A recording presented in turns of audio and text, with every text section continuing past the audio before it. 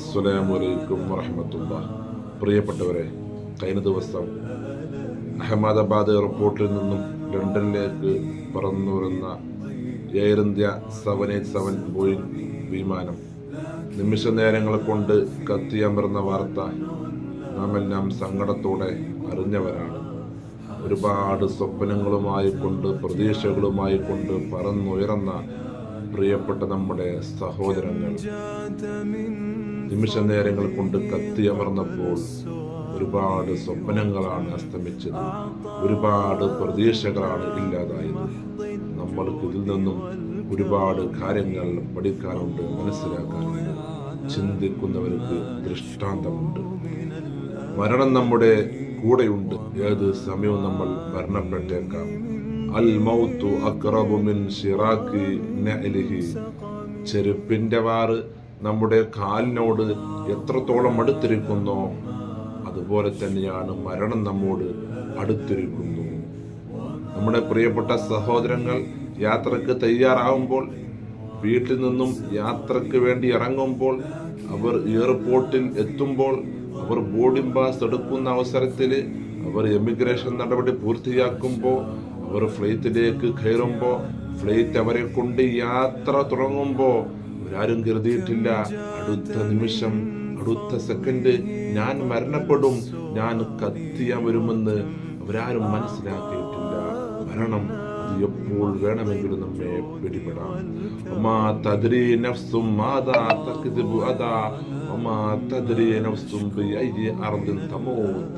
പരിശുദ്ധമായ ഖുർആനിന്റെ വചനമാണ്.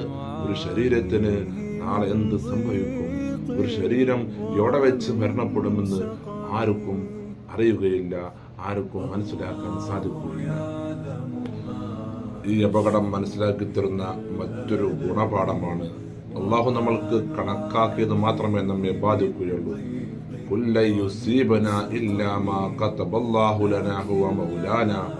അള്ളാഹു നമ്മൾക്ക് എന്താണോ കണക്കാക്കിയത് അത് മാത്രമേ നമ്മെ ബാധിക്കുകയുള്ളൂ. നമ്മുടെ പ്രിയപ്പെട്ട സഹോദരങ്ങൾ 242 യാത്രക്കാരിൽ 241 പേരും കത്തിയമർന്നപ്പോൾ നമ്മുടെ മഹേഷ് എന്ന സഹോദരൻ അത്ഭുതകരമായി രക്ഷപ്പെട്ടു. നിസ്സാരമായ പരിക്കോടെ രക്ഷപ്പെട്ടല്ലോ. അതാണ് പറഞ്ഞത്, അള്ളാഹു നമ്മൾക്ക് എന്താണോ കണക്കാക്കിയത് അത് മാത്രമേ നമ്മെ ബാധിക്കുകയുള്ളൂ. ആരൊക്കെ നമ്മെ തകർക്കാൻ ശ്രമിച്ചാലും, ആരൊക്കെ നമ്മെ ഇല്ലായ്മ ചെയ്യാൻ ശ്രമിച്ചാലും നമ്മൾ അതുകൊണ്ട് തകരുന്നില്ല, നാം ഇല്ലാതാവുകയില്ല. അള്ളാഹു നമ്മൾക്ക് എന്താണോ വിധിച്ചത് അത് മാത്രമേ നമ്മെ ബാധിക്കുകയുള്ളൂ. മൂന്നാമത്തെ ഗുണപാഠം, നമ്മുടെ ചില പരാജയങ്ങൾ വിജയത്തിലേക്കുള്ളതാണ്. നമ്മുടെ ഇതേ ഫ്ലൈറ്റിൽ സഞ്ചരിക്കേണ്ട ഒരു യുവതി ഉണ്ടായിരുന്നു, ഭൂമി ചൗഹാന എന്ന പേരുള്ള ഒരു സഹോദരി. വീട്ടിൽ നിന്നും എയർപോർട്ടിലേക്ക് യാത്ര പുറപ്പെട്ടു. വഴിയിൽ ശക്തമായ ട്രാഫിക്, ഗതാഗതക്കുരുക്കിൽപ്പെട്ട് എയർപോർട്ടിലെത്താൻ ഒരുപാട് വൈകി. അങ്ങനെ ഭൂമി ചൗഹാന എന്ന സഹോദരി എയർപോർട്ടിലെത്തിയപ്പോഴേക്കും സമയം ഒരുപാട് വൈകിയിരുന്നു. എയർപോർട്ടിലെ ഉദ്യോഗസ്ഥരോട് തന്നെ എയർപോർട്ടിൽ കയറ്റി വിടണം, തനിക്ക് ഫ്ലൈറ്റ് സഞ്ചരിക്കണം, അതിന് അനുവദിക്കണമെന്ന് ഭൂമി ഒരുപാട് ആവശ്യപ്പെട്ടു. അവർ സമ്മതിച്ചില്ല. ഒരുപാട് നിർബന്ധിച്ചു, സങ്കടപ്പെട്ട് എന്നെ യാത്ര ചെയ്യാൻ അനുവദിക്കണം എന്നൊരുപാട് പറഞ്ഞു നോക്കി. അവരാരും അനുവദിച്ചില്ല, സമ്മതിച്ചില്ല. അങ്ങനെ ഭൂമി ഒരുപാട് സങ്കടപ്പെട്ട് വീട്ടിലേക്ക് തിരിച്ചു മടങ്ങുമ്പോഴാണ് ആ വാർത്ത അവൾ അറിഞ്ഞത്. താൻ സഞ്ചരിക്കേണ്ട വിമാനം ഏതാനും നിമിഷങ്ങൾക്കകം പൊട്ടി തകർന്നിരിക്കുന്നു.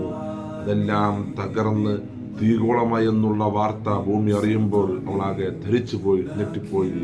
നോക്കൂ നിങ്ങൾ, ആ ഭൂമി എന്ന സഹോദരി ആ ഫ്ലൈറ്റിൽ സഞ്ചരിച്ചിരുന്നെങ്കിൽ അവളും ഇന്ന് കത്തിയമർന്നേനെ.